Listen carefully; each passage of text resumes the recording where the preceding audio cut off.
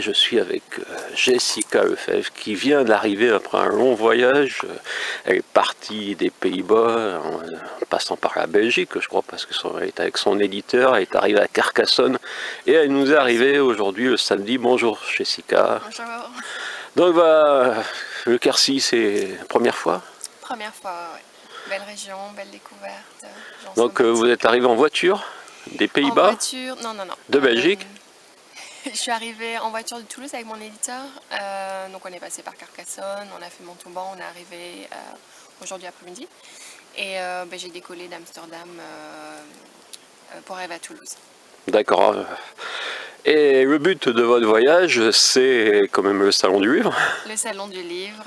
Donc pour la première fois, je crois, vous êtes, pas dans un salon du livre, mais pour la première fois, vous êtes invité d'honneur d'un salon du livre. Voilà, Donc ça veut dire que finalement votre vie littéraire avance?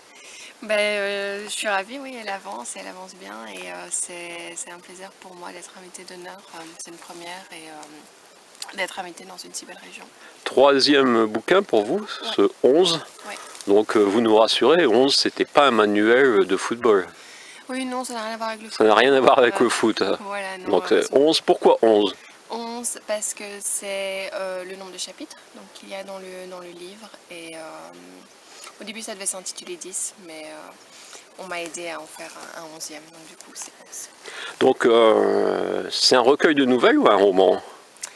On doit dire quoi? Moi, je le considère comme un premier roman, mais c'est vrai que pour l'optique purement textuelle, ça ressemble à 11 chapitres qui peuvent être des nouvelles.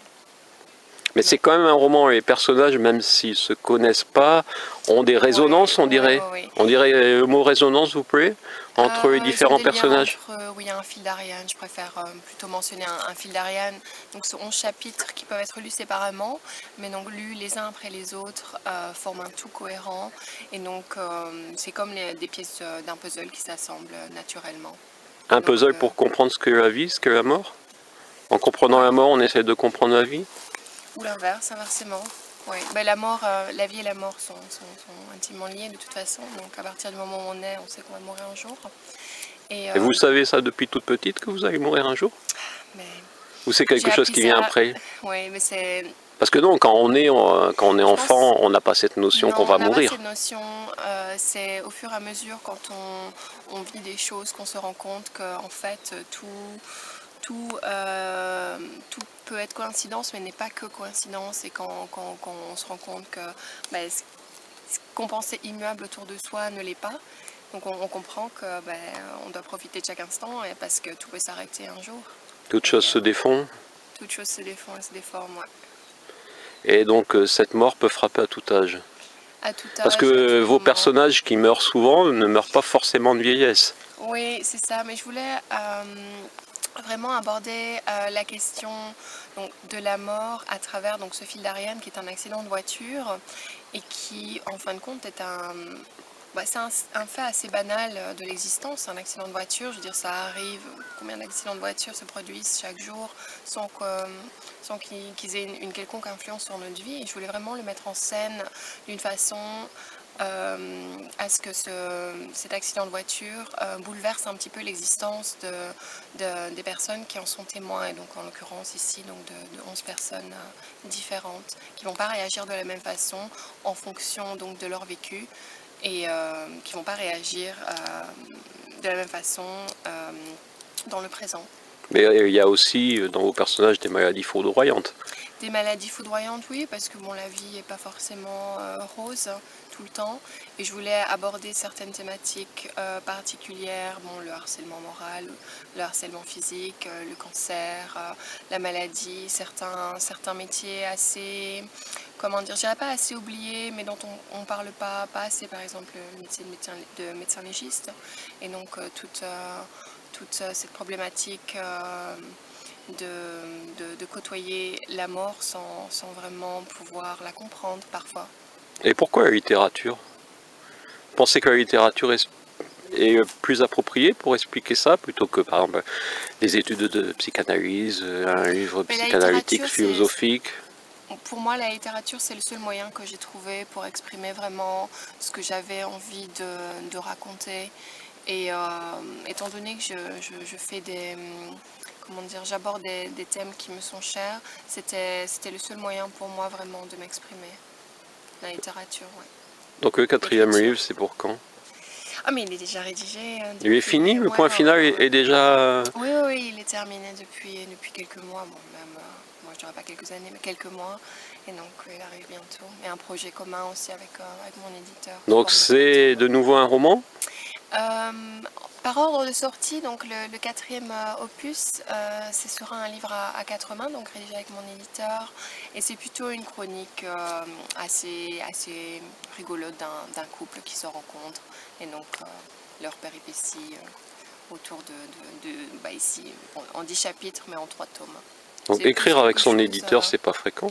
C'est pas fréquent, mais je veux dire, pour moi, il est devenu bien plus qu'un simple éditeur, il est devenu mon ami, et ça m'a semblé naturel d'avoir un projet avec lui.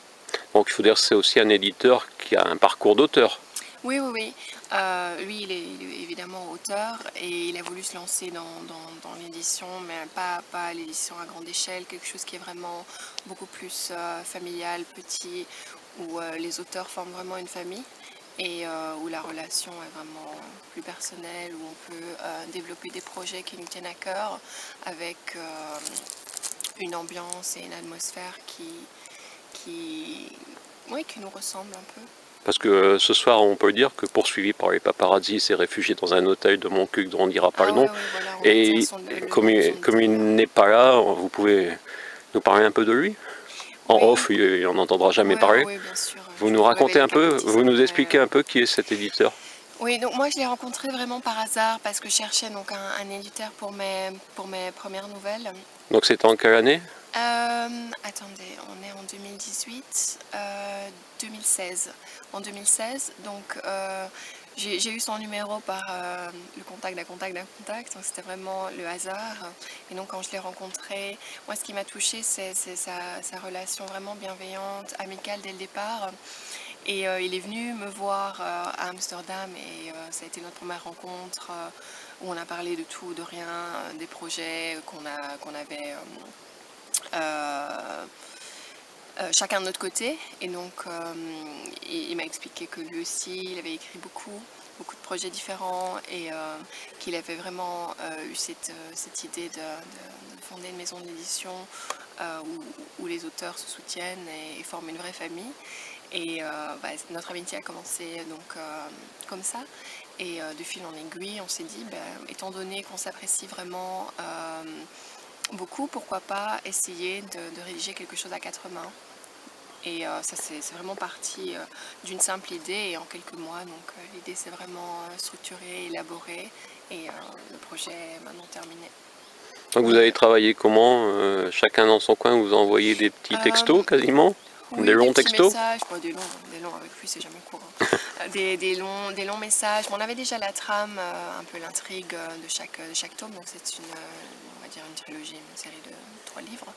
Et on savait plus ou moins ce qu'on voulait mettre dans ces romans et dans ces chroniques. Donc, et du coup, à chaque fois, quand j'avais terminé un texte, je lui envoyais, et lui écrivait sa partie, puis on s'est donné rendez-vous donc à Bruxelles, ce qui était plus facile pour lui comme pour moi.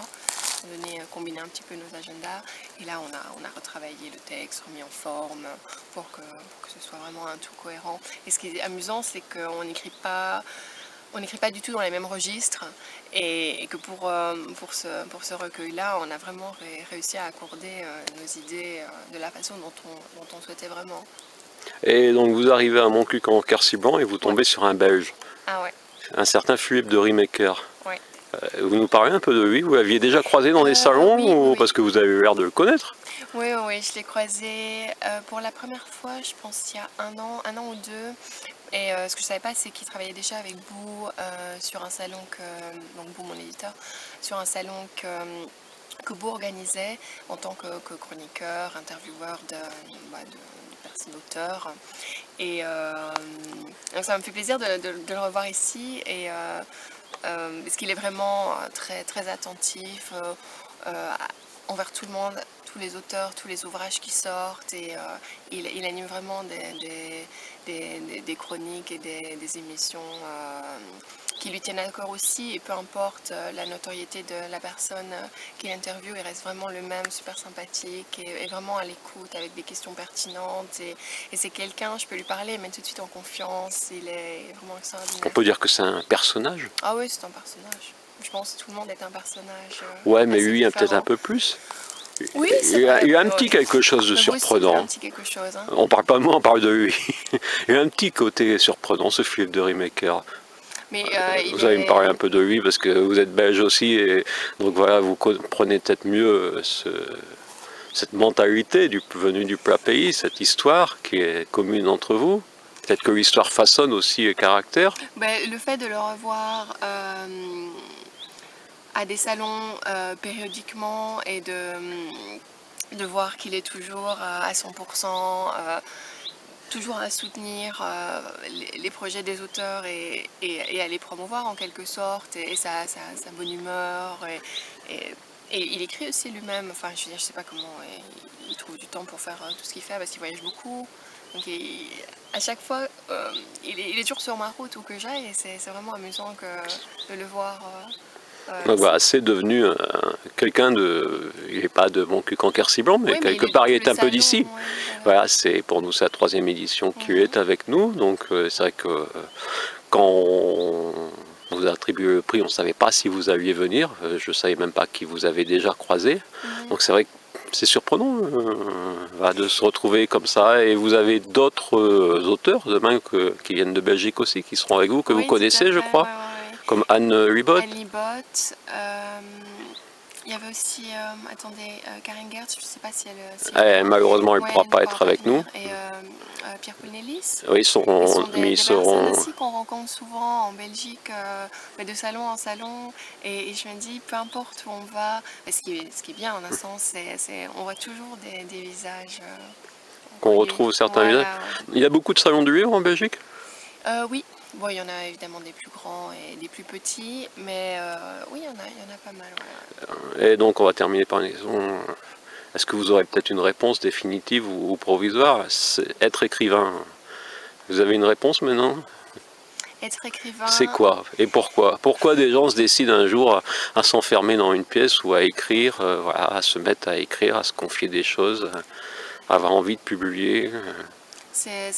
écrire, c'est avant tout partager. Après, je peux parler que de mon expérience personnelle, mais c'est vrai que je pense que pour moi, c'est devenu un besoin d'écrire pour partager des moments vécus, parfois des idées, oui, des idées qu'on pourrait avoir à un moment donné, partager des histoires vraies ou totalement fictives. Et oui, me dire, moi, écrivaine, peut-être pas, écrivaine amateur, oui. Et le fait d'écrire comme un loisir, ça me booste beaucoup plus que d'en faire mon métier maintenant. Mais peut-être dans quelques années. Voilà, peut-être. C'est peut-être qu'être écrivain, c'est un long chemin, et que vous êtes ouais. au début finalement. Mais oui, Même si vous êtes au 3e livre, finalement 32 ans c'est encore jeune pour un romancier. Oui, c'est très jeune. Et je pense que chaque livre me permet d'avoir une expérience différente, personnelle, et aussi avec le public et les personnes rencontrées. Et pour le moment, j'en suis au tout début du chemin. Et vous lisez beaucoup? Oui, je suis. Donc la lecture, c'est quelque chose qui vous apporte beaucoup. Oui, je lis beaucoup. C'est mon père qui m'a initié à la lecture. Bon, je n'aime pas du tout. Et ça m'apporte beaucoup de lire et encore plus d'écrire. Donc vous avez déjà croisé des auteurs qui vous répondent Ouais. je lis pas parce que je veux pas être influencé? Pas trop quand même, mais de temps en temps? Non, Non. Mais moi, ce qui m'a fait plus bizarre, par exemple, à la foire du livre de Bruxelles, c'est la plus grande des foires du livre en Belgique, c'est de croiser des auteurs que j'ai lus et qui s'intéressent vraiment, mais de les croiser pas à leur stand évidemment, hein. Ils passent dans les allées et de pouvoir discuter avec eux et qui vous posent la question, ah, est-ce que vous écrivez aussi, et de pouvoir vraiment échanger et de recevoir leur avis. C'est vraiment une expérience inédite de pouvoir être lu par un écrivain qu'on a lu pendant sa jeunesse. Je trouve ça vraiment super. Donc c'est super, donc on va s'arrêter, on est le samedi soir. L'interview sera publiée quand vous aurez regagné la Belgique. Parce que pour maintenant, j'aurais pas techniquement la possibilité de le publier avant, donc les gens qui vous ont raté, parce que tout le monde ne viendra pas vous voir, pourront aussi vous découvrir.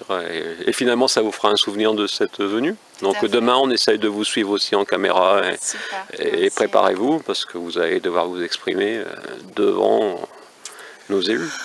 Même si vous avez des difficultés à suivre notre millefeuille de représentation entre les maires et les communautés de communes, j'ai essayé de vous expliquer, mais voilà, demain vous rencontrerez monsieur le sous-préfet, un ou deux députés et nos élus. Okay, merci. Merci beaucoup. À bientôt. À bientôt.